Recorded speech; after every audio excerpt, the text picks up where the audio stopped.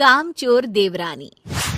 एक बार की बात है, सुषमा अपने पूरे परिवार के साथ खुशी खुशी मोहन नगर में रहती थी। उसकी 2 बहुएं थी, पल्लवी और शिवानी। एक दिन दोनों बहुएं रसोई में काम कर रही होती है कि तभी उनकी सास सुषमा उन्हें बुलाती है। अरे बहू, जरा इधर तो आना। शिवानी, जरा जाकर देखना सासू माँ क्या कह रही हैं। दीदी आप ही देख लो ना जाकर, आपको भी तो सुनाई दे रहा है। अरे मैं आटा गूंद रही हूँ ना, तुम चली जाओ। हाँ तो मैं भी तो सब्जी काट रही हूँ ना दीदी। अरे बहू जल्दी आओ। ओह, ये तो जाएगी नहीं, मैं ही जाकर देखती हूँ कि क्या करना है। पल्लवी सुषमा के कमरे में जाती है। जी मम्मी जी, क्या हुआ? शाम को घर पर कुछ मेहमान आने वाले हैं, तो तुम अच्छा सा खाना बना लेना बहू। ठीक है मम्मी जी, आप बता दीजिए क्या क्या बनाना है और कितने लोग आ रहे हैं। सुनील की मौसी जी और उनका पूरा परिवार आ रहा है। कुल मिलाकर 3 लोग और हमें मिलाकर हुए 9 लोग। तो अभी से ही तैयारी करना शुरू कर दो।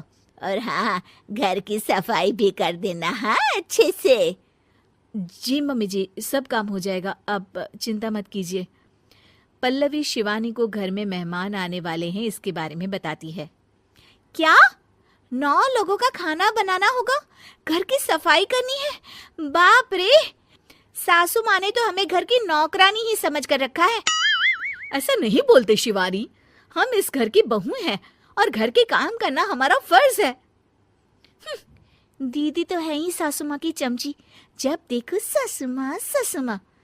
मैं तो इतना सारा काम नहीं करने वाली। शिवानी कपड़े लेकर गमला साफ कर रही होती है और चक्कर आने का नाटक करने लगती है। मेरा सर चकरा रहा है। तभी वहां पल्लवी और सासू माँ जाते हैं। अरे बहू, क्या हो गया तुम्हें? मम्मी जी, बहुत तेज सर में दर्द हो रहा है।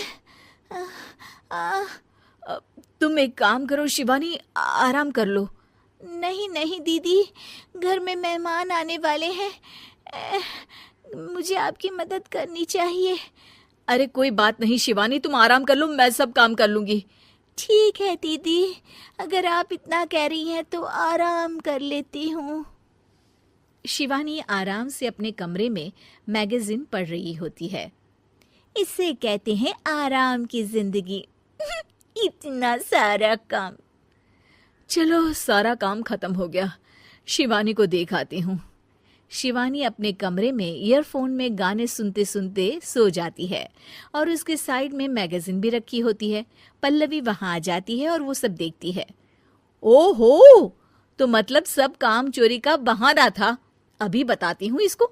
घर का सारा काम मुझे करना पड़ा और ये महारानी यहाँ मैगजीन पढ़ रही है, गाने सुन रही है। पल्लवी रसोई से एक प्लेट और चम्मच लेकर आती है और शिवानी को थाली बजाकर उठाने लगती है। शिवानी अचानक से उठती है। उठ गई महारानी, गाने भी सुन लिए, मैगजीन भी पढ़ ली। तुम तो बहुत बड़ी झूठी निकली शिवानी। तुमने सर दर्द का बहाना बनाया ताकि काम करने से बच सको।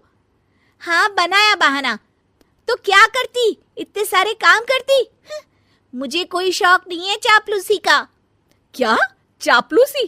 तुम्हें लगता है कि मैं सारे काम चापलूसी के लिए कर रही हूँ? और नहीं तो क्या।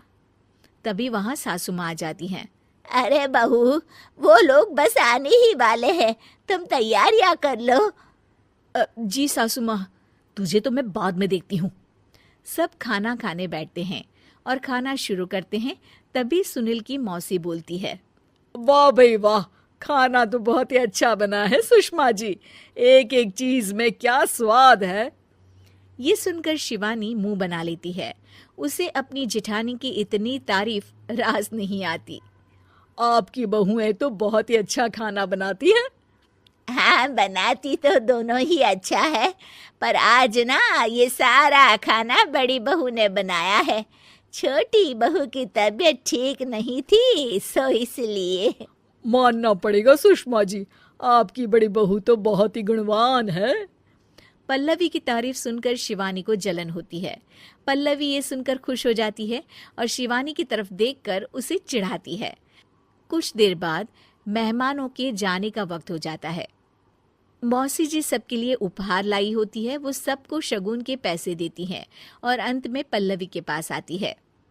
तुम्हारे लिए शगुन का लिफाफा तो है ही, पर बहू तुम्हें एक और उपहार भी मिलेगा इतना अच्छा खाना बनाने के लिए। मौसी अपने सोने के कंगन निकालकर पल्लवी को पहना देती है। ये लो, ये मेरे मनपसंद कंगन है, अब से ये तुम्हारे हुए। धन्यवाद मौसी जी। ये देखकर शिवानी तो पूरी तरह से जल जाती है और गुस्से से रसोई में चली जाती है। तभी वहां पल्लवी आ जाती है और उसे अपने कंगन दिखाने लगती है। देवरानी जी, अब आपका सर दर्द ठीक तो है ना? मुझे लगता है कि अब सर दर्द शुरू हो गया होगा आपका। उम्मीद है कि आपको हमारी ये कहानी पसंद आई होगी। कृपया हमारे चैनल को सब्सक्राइब करें और सभी अपडेट्स के लिए बेल आइकन जरूर क्लिक करें। और हाँ, वीडियो लाइक और शेयर करना मत भूलिएगा। Bye bye.